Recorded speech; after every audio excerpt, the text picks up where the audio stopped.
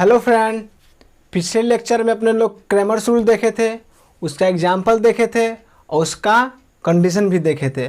Friend, condition हम क्या बताए थे? कंडीशन क्या बताए थे? अगर डेल्टा इक्वल टू जीरो, क्या बताए थे? Sorry, delta equal to zero बोला गया था पिछले लेक्चर में, लिखा गया था delta is not equal to zero. पहला था delta is not equal to zero, तो उसकी वैल्यू क्या होगी? यूनिक होगी, सॉल्यूशन यूनिक होगा, बताए थे। अगर दूसरा क्या था? Delta equal to zero at least one of delta one, delta two, delta three is non zero. दूसरा यह था, बताए थे कल पिछले लेक्चर में, अगर डेल्टा जीरो हो और डेल्टा वन, डेल्टा टू और डेल्टा थ्री में से कोई भी एक अगर नॉन जीरो होगा तो उसकी वैल्यू नहीं होगी, यानी कि इनकॉन्सिस्टेंट होगा, बताए थे। और तीसरा क्या था? अगर डेल्टा भी जीरो हो जाए। लेक्चर में बताए थे delta one, delta two, delta three क्या है। जो पिछला लेक्चर नहीं देखे हैं, लिंक डिस्क्रिप्शन में है, जाइए और पहले पिछला लेक्चर देखिए, इसके बाद ये समझ में आएगा अच्छे से। अगर डेल्टा क्या बताए थे? अगर डेल्टा इक्वल टू जीरो हो जाए और साथ ही delta one equal to delta two equal to delta three ये भी जीरो हो जाए, डेल्टा भी जीरो हो जाए, डेल्टा वन, डेल्टा टू और डेल्टा थ्री ये भी जीरो हो जाए, यानी कि सब जीरो हो जाए, तो क्या होगा ये भी बताए थे। उसकी वैल्यू कंसिस्टेंट और इनकॉन्सिस्टेंट। इनकॉन्सिस्टेंट मतलब क्या? उसकी वैल्यू होगी या तो यूनिक होगी या तो इन्फिनिटिव होगी, और इनकॉन्सिस्टेंट मतलब उसकी वैल्यू एग्जिस्ट नहीं करेगा। कोई भी ऐसा संख्या नहीं होगा जो दिए गए इक्वेशन को सेटिस्फाई कर पाएगा। यहाँ पे कॉन्सिस्टेंट मतलब होता क्या है? यहाँ पे कॉन्सिस्टेंट का कहने का मतलब है इसका यूनिक हल नहीं होगा। अगर delta one, delta two, delta three भी जीरो हो जाए डेल्टा के साथ साथ, तो कॉन्सिस्टेंट तो होगा लेकिन इन्फिनिटिव सोल्यूशन के साथ। समझ पा रहे हैं? और कहाँ कॉन्सिस्टेंट होगा, यानी कहाँ इन्फिनिटिव सोल्यूशन होगा, और कहाँ इनकॉन्सिस्टेंट होगा, यानी कि सोल्यूशन नहीं होगा, उसकी जानकारी कैसे करेंगे? तो दिए गए इक्वेशन में किन्हीं दो वेरिएबल का एक मतलब सिस्टम ऑफ लीनियर इक्वेशन के फॉर्म में लिखेंगे और दूसरे से कंपेरिजन करके देखेंगे। अगर सभी को सेटिस्फाई कर पाएगा ये एक्स, वाई और जेड, मानी कि तीन वेरिएबल का रहेगा, तो एक्स, वाई और जेड मान लीजिए, अगर सभी इक्वेशन को सेटिस्फाई कर पाएगा तो वो कांस्टेंट होगा, यानी कि इसका सॉल्यूशन होगा। अगर सेटिस्फाई नहीं कर पाएगा तो इनकॉन्सिस्टेंट होगा, यानी कि उसका सॉल्यूशन नहीं होगा। चलिए एग्जांपल देखते हैं। एग्जांपल देखिए, अगर कोई दे दिया है 2x plus y equal to 4 और क्या 4x plus 2y equal to मान लीजिए 5 है। ये दोनों इक्वेशन है। अब बोल रहा है दिखाइए इक्वेशन इनकॉन्सिस्टेंट है, इसका सॉल्यूशन इनकॉन्सिस्टेंट है। समझ पा रहे हैं? इनकॉन्सिस्टेंट कहने का मतलब क्या है? अगर डेल्टा जीरो होगा तो डेल्टा वन या डेल्टा टू, डेल्टा थ्री में से कोई एक जीरो नहीं होना चाहिए। डेल्टा क्या है यहाँ पे? डेल्टा कैसे निकलते? वेरिएबल को जो कोफिशिएंट है, सॉरी वेरिएबल का जो कोफिशिएंट है उसे डिटर्मिनेंट के फॉर्म में लिखे थे। क्या हो जाएगा? 2 4 1 2 हो जाएगा। समझ पा रहे हैं? और क्या होगा इसका? 4 माइनस 4 जीरो। यहाँ पे डेल्टा क्या है? जीरो के बराबर है। और डेल्टा वन क्या हो जाएगा? यहाँ पे देखिए तो क्या बोलते थे, सेम लिखना है और पहला कॉलम की जगह क्या लिखना है? जो कांस्टेंट रहेगा ना उसे लिखना है। तो क्या है कांस्टेंट? सॉरी 4 5 1 2 है, हो जाएगा। क्या हो जाएगा? 8 माइनस 5 3। देखिए यहाँ पे is not equal to zero, 3 zero के बराबर नहीं है। लेकिन देखिए यहाँ पे डेल्टा जीरो के बराबर है, लेकिन डेल्टा वन जीरो के बराबर नहीं है, इसलिए इसका सॉल्यूशन नहीं होगा, इसलिए इनकॉन्सिस्टेंट है। यही दिखाना था। समझ पा रहे क्या किए हैं? अगर डेल्टा वन सॉरी डेल्टा 0 होगा और डेल्टा 1, डेल्टा 2, डेल्टा 3 में से कोई भी एक 0 नहीं होगा, यानी कि नॉन जीरो होगा, तो वो इनकॉन्स्टिटेंट होगा, यानी कि उसकी वैल्यू एग्जिस्ट नहीं करेगा। अगर डेल्टा इक्वल टू नॉट 0 होगा, delta is not equal to 0, यानी कि डेल्टा का वैल्यू भी 0 नहीं आता यहाँ पे, तो उसकी यूनिक सोल्यूशन होता है। समझ पा रहे हैं? और डेल्टा के साथ साथ डेल्टा 1, डेल्टा 2, डेल्टा 3 भी 0 होता, तो उसकी सोल्यूशन एग्जिस्ट भी कर सकता है और इन्फिनिटी भी हो सकता है। चलिए एग्जाम्पल से समझते हैं। चलिए देखिए, मान लीजिए कोई दे दिया है इक्वेशन का system, sorry x plus y plus z equal to 1 दिख रहा है। So x plus 2y plus 3z equal to 4, x plus 3y plus 5z equal to दे दिया है 7। ये 3 इक्वेशन है। आपको बोल रहा है दिखाइए कॉन्स्टिटेंट है या इनकॉन्स्टिटेंट है। समझ पा रहे हैं? मतलब इसका वैल्यू एग्जिस्ट करेगा या और नहीं करेगा। तो क्या करेंगे, पहले डेल्टा निकालिए। डेल्टा क्या हो जाएगा, यहाँ पे वेरिएबल का डिटर्मिनेंट 1 1 हो जाएगा। क्या हो जाएगा 1 2 3 1 3 5 हो जाएगा। क्या हो जाएगा इसका वैल्यू निकालिए। तो मान लीजिए फर्स्ट रो से निकालिएगा तो ये हो जाएगा। इसको छोड़िए क्या हो जाएगा 10 माइनस 9 हो जाएगा, माइनस 1 हो जाएगा। समझ पा रहे हैं? डिटर्मिनेंट को सॉल्व कर रहे हैं, डिटर्मिनेंट को सॉल्व कर रहे हैं। बेसिक चीज़ है यहाँ 1 हो जाएगा। इसको छोड़िए क्या हो जाएगा, इसको छोड़िए 1 लिए माइनस, इसको छोड़िए और इसको छोड़िए क्या हो जाएगा 5 माइनस 3 हो जाएगा।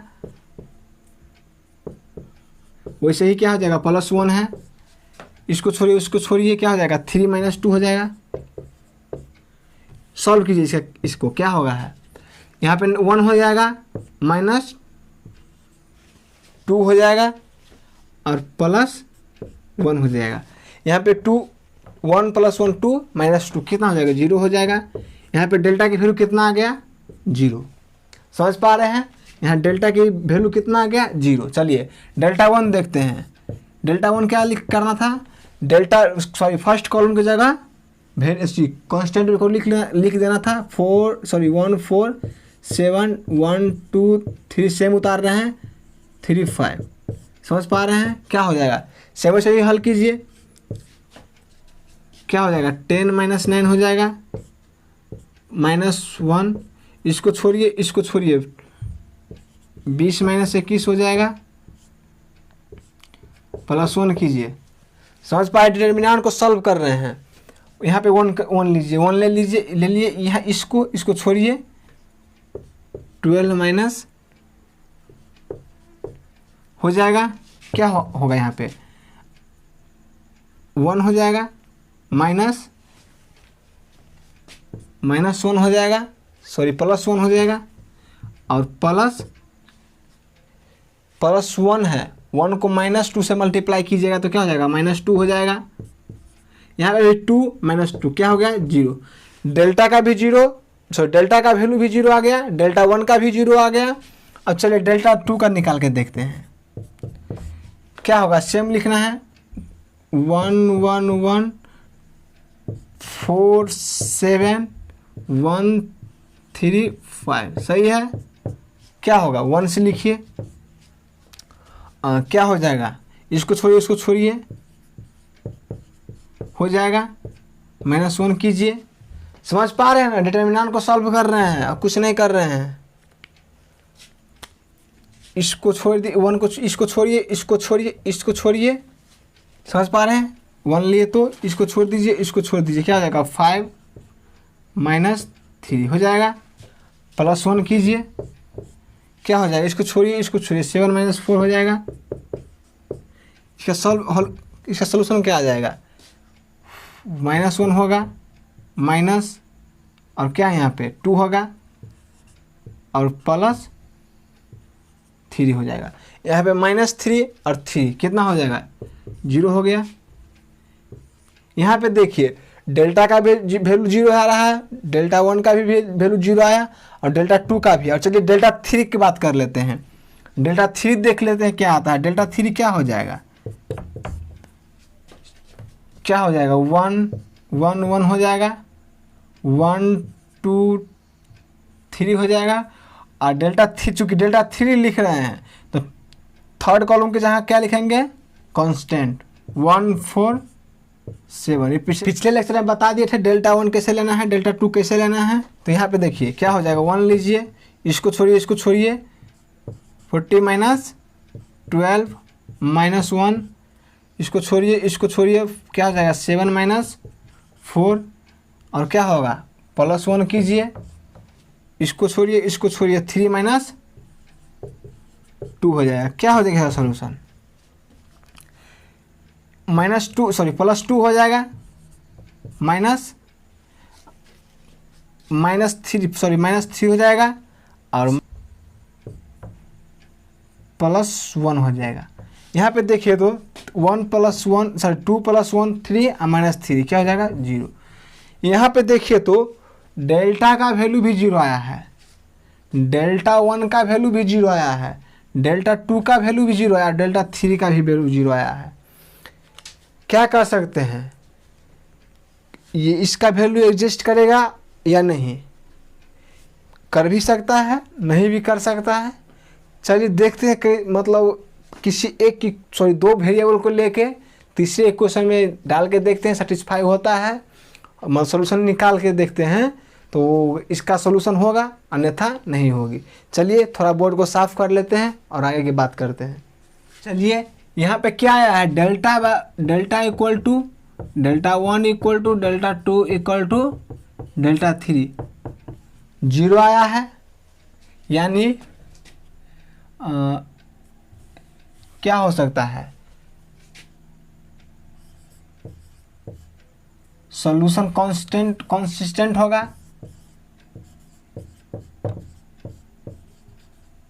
कंसिस्टेंट विद, ये इक्वेशन दिया हुआ साइड में लिख दिए हैं, विद इन्फिनिटिव सॉल्यूशन और इनकॉन्सिस्टेंट होगा। अगर इस कॉन्सिस्टेंट होगा तो इन्फिनिटिव वैल्यू आएगा या तो इनकॉन्सिस्टेंट होगा। समझ पा रहे हैं? तो देखिए ये दो इक्वेशन हैं, आप इसे ऐसे लिख सकते हैं। मान लीजिए पहला दो इक्वेशन को ऐसे लिख रहे हैं, x plus y equal to z minus 1 minus z लिख सकते हैं।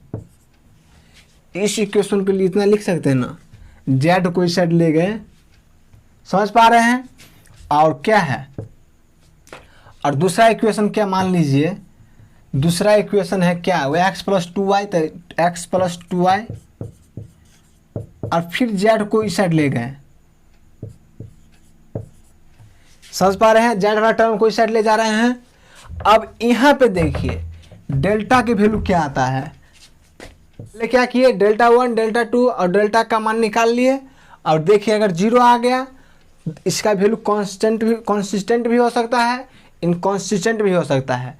तो उसको मतलब देखने के लिए वैल्यू होगा या नहीं, क्या करेंगे कि फर्स्ट दो या किन्हीं दो इक्वेशन को आप मतलब दो वेरिएबल के रूप में लिख दीजिए और सॉल्व करके फिर देखिए डेल्टा 1 डेल्टा 2 क्या होगा। यहाँ पे दो वेरिएबल के रूप में लिख दिए हैं, और क्या है यहाँ पे देखिए तो डेल्टा क्या हो जाएगा 1 1 1 2 हो जाएगा, क्या हो जाएगा 2 माइनस 1 हो जाएगा, 2 माइनस 1 नहीं हो जाएगा, इसको इससे मल्टीप्लाई करें, इसको इससे माइनस हो जाएगा, क्या हो जाएगा 1 हो जाएगा, और डेल्टा 1 कितना हो जाएगा, और डेल्टा 1 कितना हो जाएगा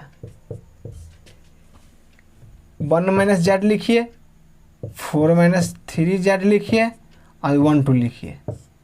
क्या हो जाएगा इसका 2 माइनस 2 जेड होगा, और minus 2 minus 2 Z minus 4 plus 3 Z होगा, या क्या हो जाएगा इसका वैल्यू माइनस 2 हो जाएगा, क्योंकि माइनस 4 और प्लस 2 है, माइनस 2 हो जाएगा और प्लस जेड हो जाएगा, ये हो जाएगा। और डेल्टा टू तक निकालना है। हो गया। अब देखिए करना क्या है, डेल्टा वन का वैल्यू इतना आया और डेल्टा का वैल्यू इतना आया और डेल्टा टू भी निकालना होगा क्योंकि दो ठो वेरिएबल है। तो क्या हो जाएगा, वन वन लिखना है और वेरिएबल लिखना है इस साइड। क्या हो जाएगा, सॉरी कांस्टेंट लिखना है, वेरिएबल नहीं कांस्टेंट लिखना होगा सेकेंड रो के, क्योंकि डेल्टा टू लिख रहे हैं। तो क्या हो जाएगा, one minus Z four minus three Z हो जाएगा। क्या हो जाएगा, four minus three Z minus one plus Z. क्या हो जाएगा, थ्री माइनस टू जेड हो जाएगा। थ्री माइनस टू जेड हो जाएगा, कोई दिक्कत। अब देखिए यहाँ पे देखिए तो x की वैल्यू क्या आ सकती है, x की वैल्यू क्या आ सकती है, क्या बताए थे, x बराबर क्या होता है, डेल्टा वन बटा डेल्टा। डेल्टा कितना है यहाँ पे, वन है, सॉरी डेल्टा वन वन नहीं है, डेल्टा वन है। डेल्टा वन कितना है, two minus two plus z इतना है। अब बाई वन इतना ही रह जाएगा, कोई दिक्कत नहीं, लिखने की कोई ज़रूरत नहीं है, कोई दिक्कत। y बराबर क्या हो जाएगा, delta two by delta. Delta two कितना है, थ्री माइनस टू जेड है, बाई वन लिखने की कोई ज़रूरत नहीं है। अब देखिए x बराबर इतना आ गया, y बराबर इतना आ गया। मान लीजिए लेट z इक्वल टू के है, मतलब real number k equal to any real number है, समझ पा रहे हैं। z इक्वल टू के मान लिए कोई भी रियल नंबर। अब चलिए यहाँ पे x की वैल्यू क्या हो जाएगा, इसमें के का मान पुट कर देंगे तो z की जगह k लिखेंगे, माइनस टू हो जाएगा। इसमें पुट किए, ये टू है, समझ पा रहे हैं, ये टू हो जाए, z sorry k minus two हो जाएगा, कोई दिक्कत। और y बराबर क्या हो जाएगा, y बराबर क्या हो जाएगा, कितना है, थ्री माइनस टू के हो जाएगा। और z बराबर मानवे किए हैं के।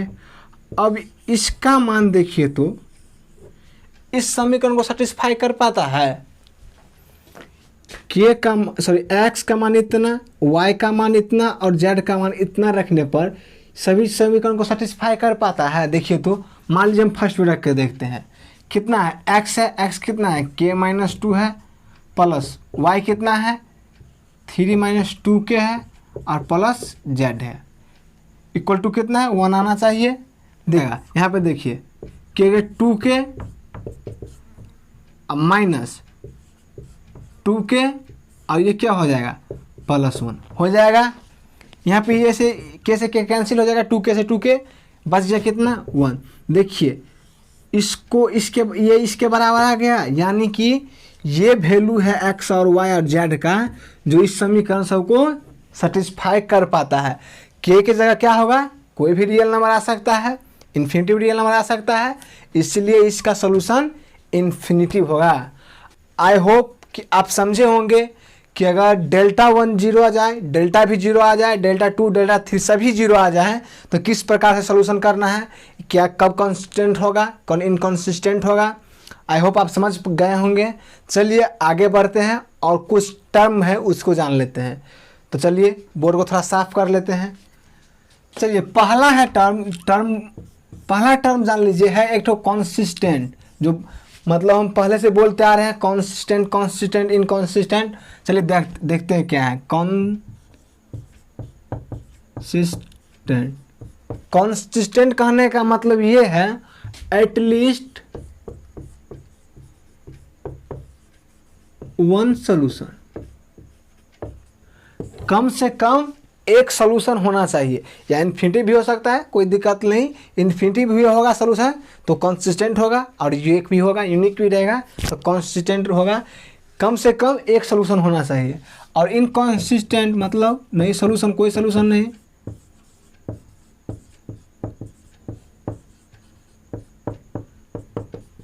No solution. समझ पा रहे हैं। कांस्टेंट में सोल्यूशन होगा कम से कम एक होना चाहिए। और मान लीजिए तीसरा है होमोजीनियस।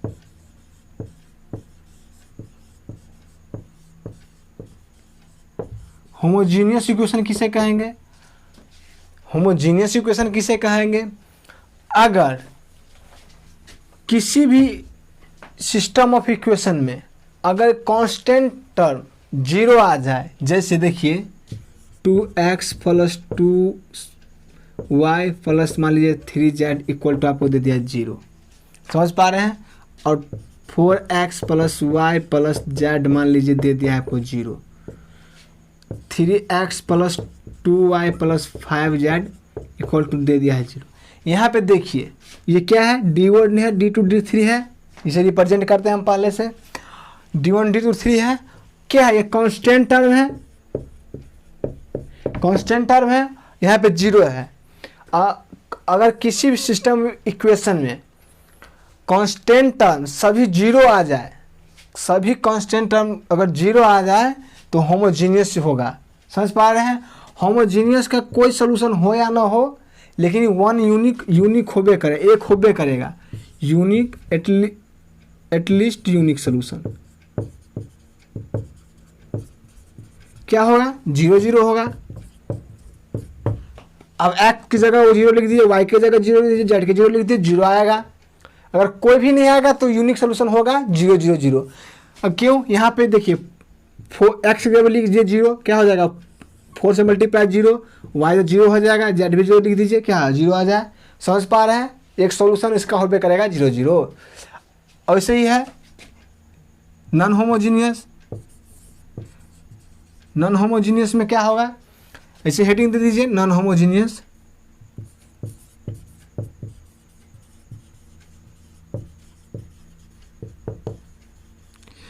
इसमें एटलीस्ट एक इक्वेशन का कांस्टेंट टर्म 0 नहीं होना चाहिए।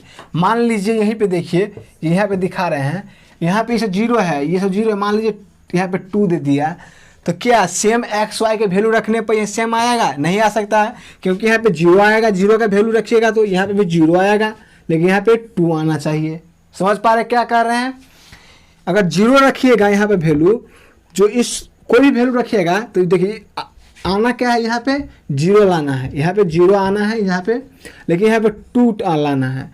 कोई भी एक्स वाई का वैल्यू रखिएगा सेम वैल्यू जो सभी तीनों इक्वेशन को सेटिस्फाई करेगा, नहीं हो सकता है। अगर 0 मान लीजिए 0 रखते हैं तो यहाँ पे 0 0 0 यहाँ पे 2 आ ही नहीं सकता है, 0 आ जाएगा। समझ पा रहे क्या कहना चाह रहे हैं? एटलीस्ट वन कांस्टेंट टर्म 0 नहीं होना चाहिए किसी एक समीकरण का, तो वो नॉन होमोजीनियस होगा। अगर सभी इक्वेशन का कांस्टेंट टर्म 0 आ जाए तो ये होमोजीनियस हो जाएगा। अच्छा चलिए 2 टर्म और जान लेते हैं। एक है ट्राइवियल यानी कि x बराबर y बराबर z इक्वल टू 0, इसका यूनिक सोल्यूशन होगा x y z। और एक है नॉन ट्राइवियल, इसका कम से कम x y z में से एक 0 नहीं होना चाहिए। समझ पा रहे हैं? यहाँ एक क्वेश्चन इक्वल टू 0 था, यहाँ पे वेरिएबल का मान 0 आएगा, या यूनिक या एक से ज़्यादा। समझ पा रहे हैं? तो आई होप आप समझे होंगे। तो आज इतना ही, आगे के बाद नेक्स्ट क्लास में करते हैं।